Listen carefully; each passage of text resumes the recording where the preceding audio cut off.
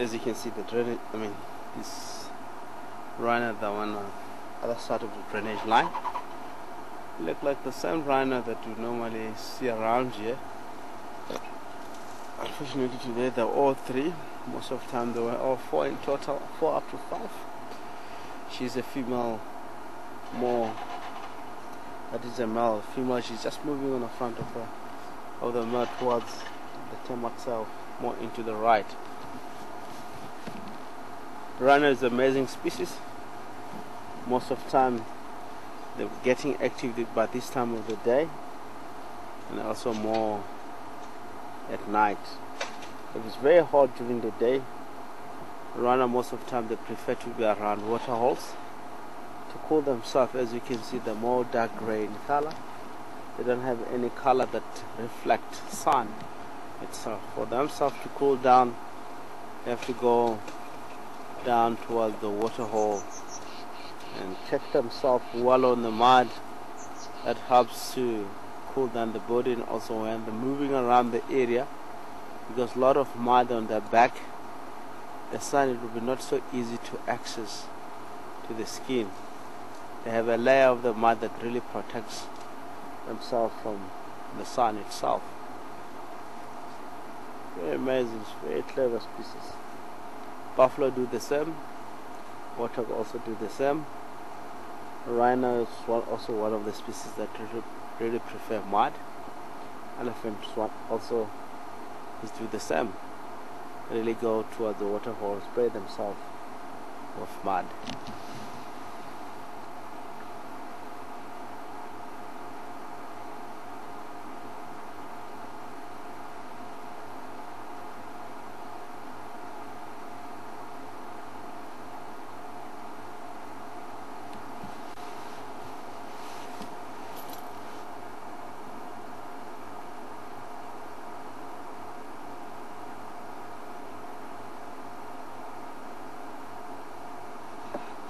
We now look at the white rhino.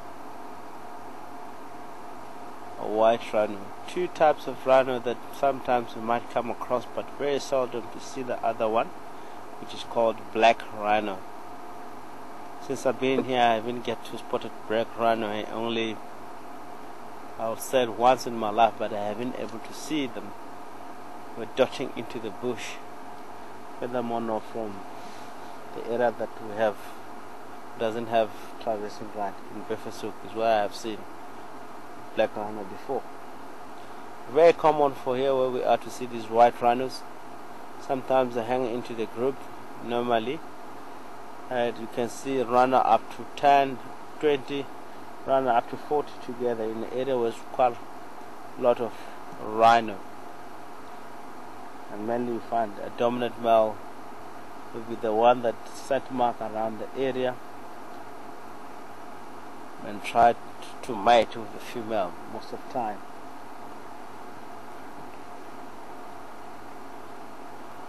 I've seen a very certain behavior that sometimes rhino is not common to do, but this time of the year I understand Charles, one of the guide, is an area called Jordan's Dam. They've seen 18 rhino all in total. I didn't get to see them around here since I've been here. But in winter, because of the water getting so low, some of the area, western border of Kruger National Park, there's no water. Also part of Manyeleti, due to just north of the border of Manyeleti, south of north of us, south of Manyeleti border. Really, some of the area that are very dry. The water holes that are very close to the boundaries is where you get to see activities of rhino and activities of other species, because they will be heading into one water hole trying to get water for survival. So seeing 18 rhino all in total, that means in winter like this, if water getting so low, doesn't matter whether a dominant male might be the one that really scent mark around the water hole, but the other rhino that might be welcome for the water, as long as they don't defecate the same median of the dominant male, and they're going to be accepted in a short tree. But if they start to start defecating, it means they don't respect the dominant male on that area. It will be a challenge. And you may say that rhino, they have a behavior where if a land is overlapping with the other rhino, that area become more neutral.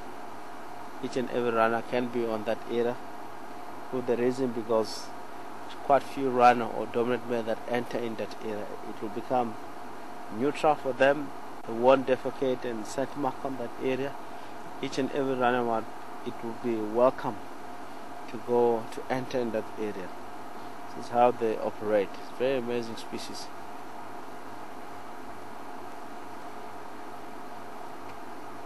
It's one of the species that eat grass, lashing grass from the bottom, pluck off actually.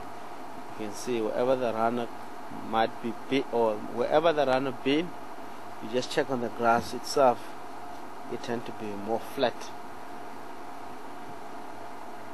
Another species.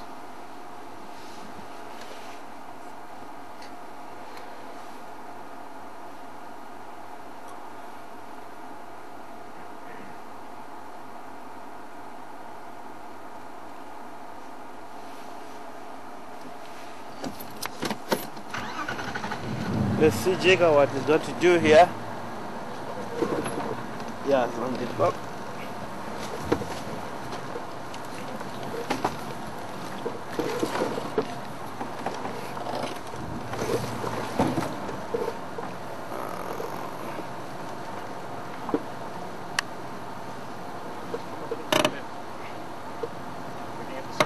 Yeah. Let me show you what Rex is looking at. I'm worried about that. I just want to sneak down and take that one off.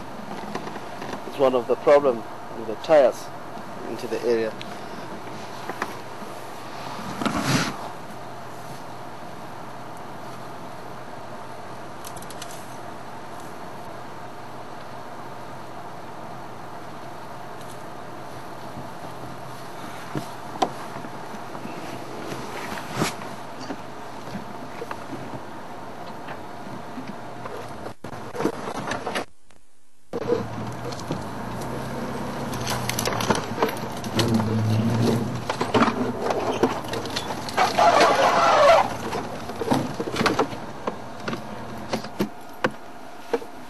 Amazing vehicle, this one.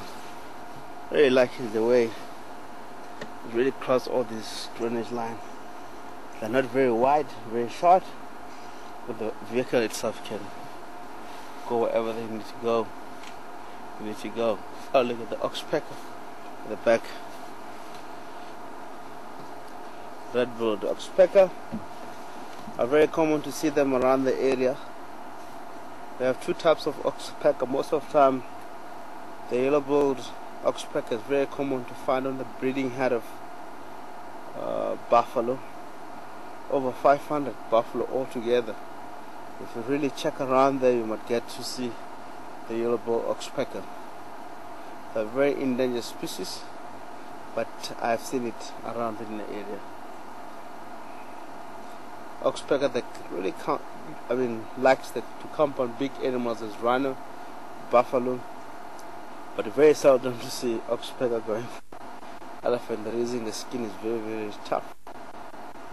When the oxpecker, when the ticks around the area try to go for elephant, it's going to suffer because it will take days, weeks before they suck the blood. It needs something that is very, very soft. The rhino, they prefer in a very soft part of the rhino. You find that the ticks will be there. If we look at the impala, kudu, zebras, and the other species that having a soft layer of the skin, we tend to see that oxpecker most of the time they really likes the species for that survival, drinking blood. Oh, it's a highway here. It's a bit more easy now.